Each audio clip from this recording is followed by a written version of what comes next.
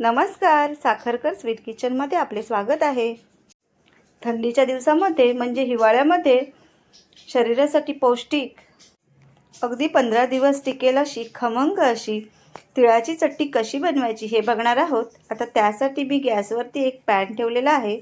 पॅनमध्ये 1 वाटी एवढे तीळ घेतलेले आहेत। सफेद तीळ आहेत। हे तीळ आपल्याला खमंग असे मंद गॅसवरती खरपूस असे भाजून घ्यायचे आहेत। तीळ भाजायला सुरुवात झाली की तीळ तडतडतात, तर आपण समजावे की आपले तीळ आता भाजून झालेले आहेत।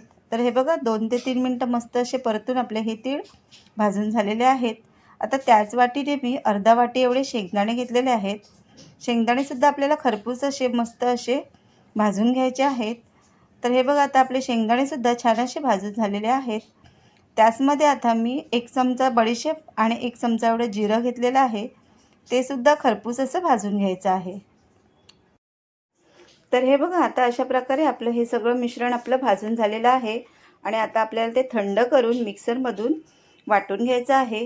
प्रॉपरली थंड करायचं आहे। आता इथे मी एक मिक्सरचं भांडं घेतलेलं आहे। आता मिक्सरच्या भांड्यामध्ये हे आपण जे भाजलेले जेवढे पदार्थ आहेत ते सगळे मिक्सरच्या भांड्यामध्ये घालून घ्यायचे आहेत।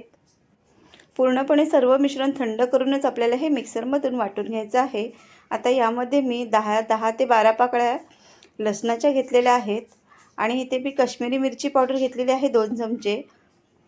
मिरची पावडरऐवजी तुम्ही अख्खी मिरची घेतलात तरीही चालेल। चिमूटभर एवढा हिंग घालायचा आहे आणि चवीनुसार मीठ घालून हे आपल्याला मिक्सरमधून मस्त असं फिरवून घ्यायचं आहे।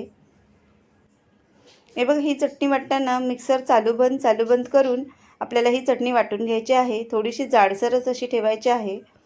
तर हे बघा आता अशा प्रकारे आपली मस्त अशी तिळाची चटणी वाटून झालेली आहे।